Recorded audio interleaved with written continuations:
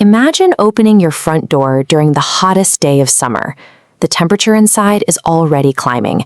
Your kids are sweating, the pets are struggling, and the air conditioning vent is completely dead.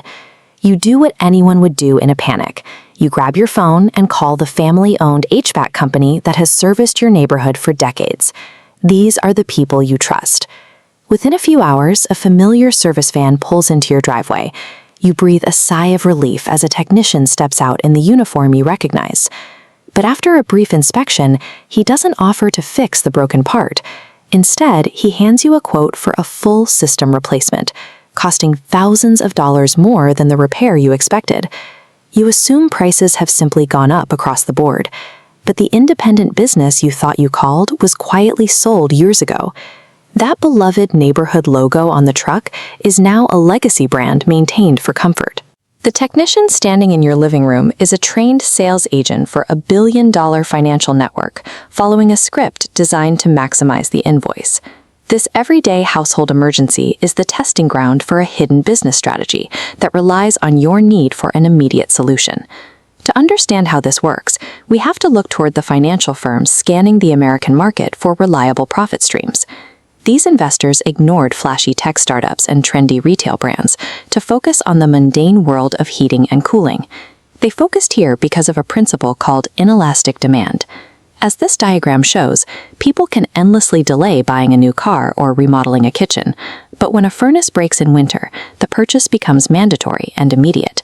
When temperatures hit extremes, the time between a system failure and forced customer spending drops to zero. You lose the ability to shop around or negotiate from a position of strength.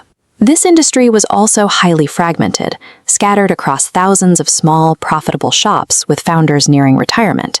Investors identified a map of guaranteed, predictable revenue machines hidden within this landscape of independent shops and retiring owners.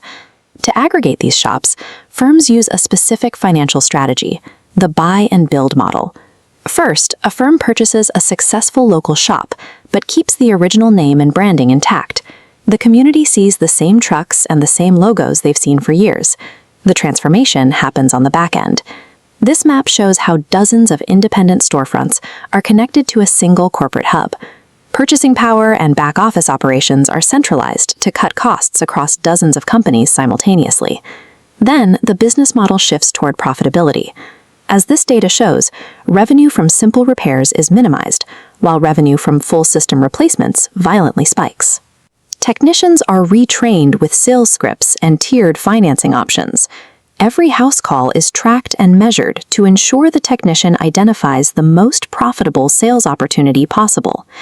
By maintaining the illusion of local trust while executing corporate sales tactics, the system creates a self-feeding loop where every optimized acquisition funds the next local buyout. If we zoom out from a single service call, we can see what happens when a homeowner tries to find a better price. You might reject that initial expensive quote and call a competing local brand across town for a second opinion. But often there is no escape. When you flip these two local competitors over, they reveal the same parent company logo on the back. This strategy creates localized, invisible monopolies. Consumer choice becomes an illusion, and the natural price competition of a local market is eliminated. Some of the most effective corporate consolidations in America are hiding in plain sight, operating from behind your garage doors and utility closets. The next time a familiar van arrives during an emergency, keep in mind you are likely negotiating with a massive algorithm designed for maximum extraction.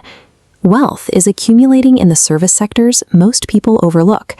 It forces us to ask, what other mundane, everyday industry is secretly being consolidated right now while we aren't paying attention?